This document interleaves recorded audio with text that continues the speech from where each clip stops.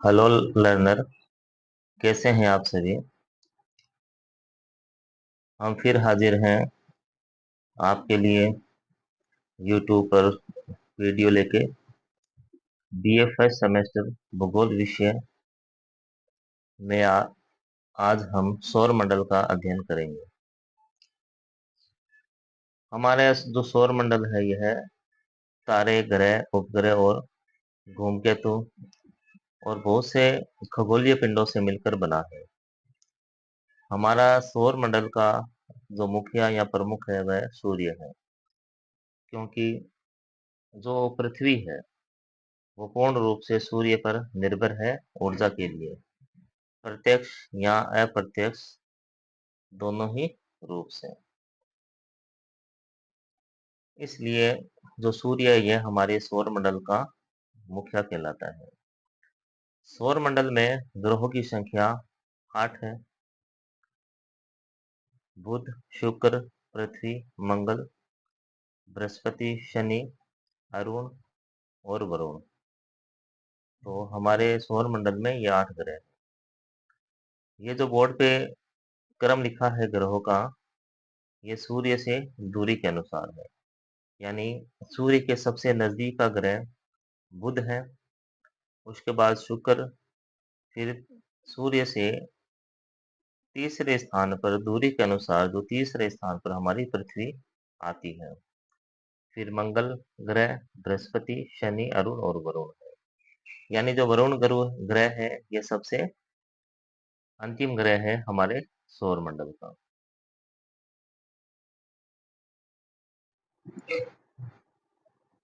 2006 से पहले सौर मंडल के 9 ग्रह हुआ करते थे, मगर 2006 के बाद जो प्लूटो ग्रह है, जिसके अन्य नाम यम और कुबेर भी थे, इसे बौने ग्रह की श्रेणी में डाल दिया गया। इसका यह कारण था क्योंकि ग्रह की परिभाषा यह होती है जो सूर्य के चारों ओर चक्कर लगाए और अपनी जो परिधि है उसमें सूर्य की चारों तरफ चक्कर लगाए। मगर जो प्लूटो ग्रह है सूर्य के चारों ओर चक्कर तो लगाता था, मगर अपनी परिधि में नहीं होता था। वह अपने साथ वाले ग्रह की परिधि में चला जाता था, यानी ओवरलैप कर देता था। यानी ग्रह की जो परिभाषा होती है उसे प्लूटो पूर्ण नहीं कर रहा था, इसलिए इसे ग्रहों की श्रेणी से निकालकर बौने ग्रह की श्रेणी में डाल दिया गया। अब हम सौर मंडल के ग्रहों का विस्तार से अध्ययन करेंगे। सबसे पहले सूर्य के नजदीकी ग्रह बुध है, इसे मरकरी भी कहते हैं। यह सूर्य के सबसे पास का ग्रह है और इसका कोई भी उपग्रह नहीं है। उपग्रह से देखिए, उपग्रह दो तरह के होते हैं, एक प्राकृतिक उपग्रह और एक कृत्रिम उपग्रह। यहाँ बात हम प्राकृतिक उपग्रहों की कर रहे हैं। जैसे पृथ्वी का उपग्रह चंद्रमा है, यह पृथ्वी का प्राकृतिक उपग्रह है। उसके बाद है शुक्र ग्रह। शुक्र ग्रह को भोर का तारा व सांझ का तारा भी कहते हैं। यानी यह सुबह और शाम को हमें आकाश में आराम से हम इसे देख सकते हैं। सौर मंडल का यह सबसे चमकीला ग्रह है।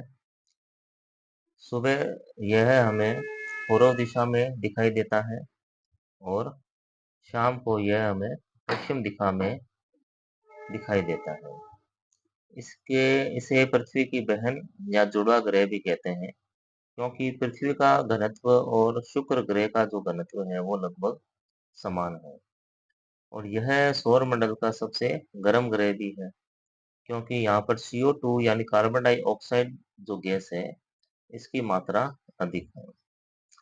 और बुध की तरह शुक्र ग्रह है, इसका भी कोई भी प्राकृतिक उपग्रह नहीं है। तीसरा ग्रह है पृथ्वी। पृथ्वी को जलीय ग्रह भी कहते हैं और नीला ग्रह भी कहते हैं। यह एकमात्र ग्रह है जिस पर जीवन संभव है।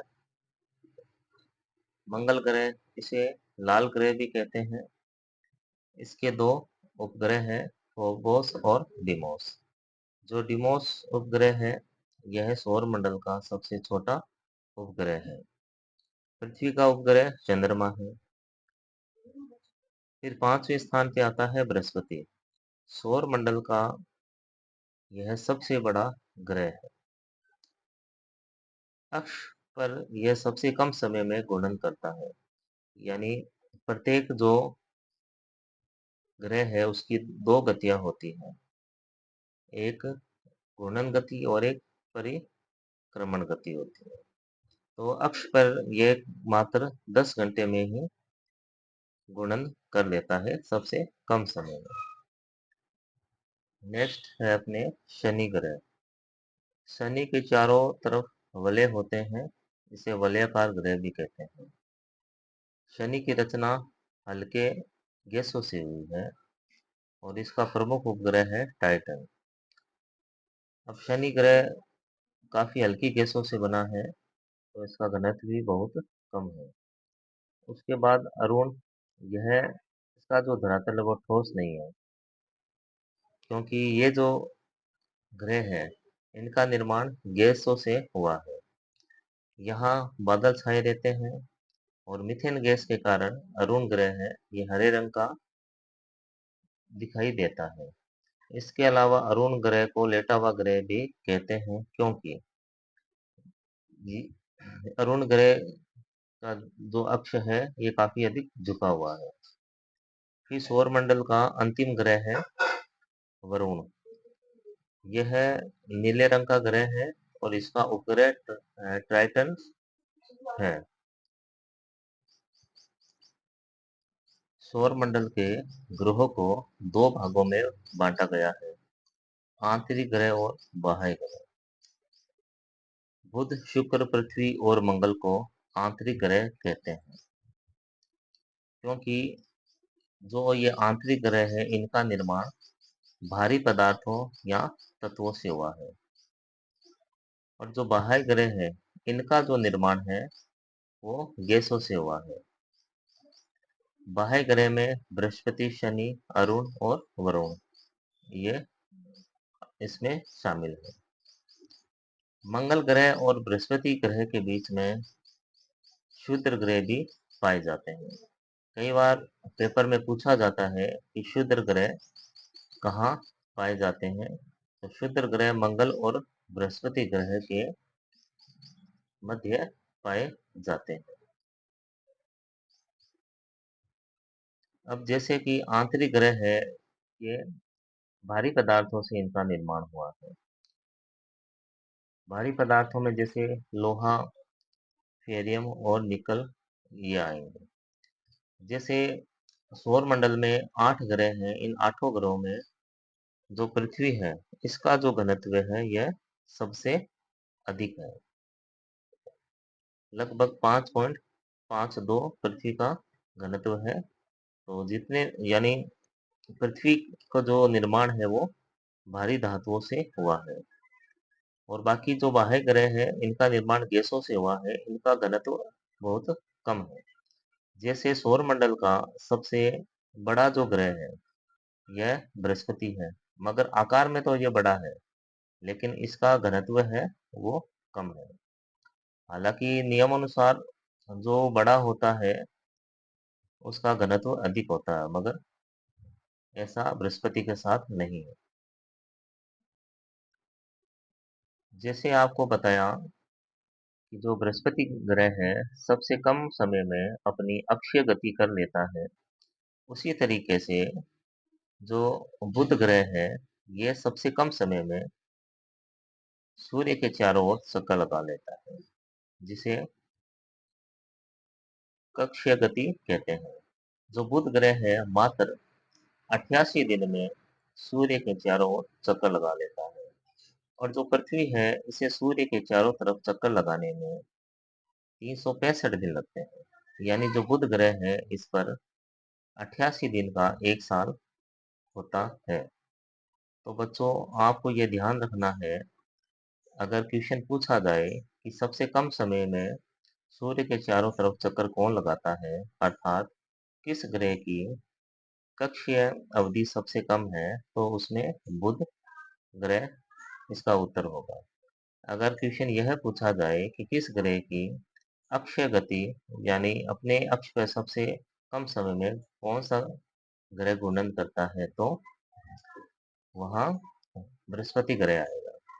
और जो वरुण ग्रह है, इसको सबसे अधिक समय लगता है सूर्य के चारों तरफ परिक्रमा करने में।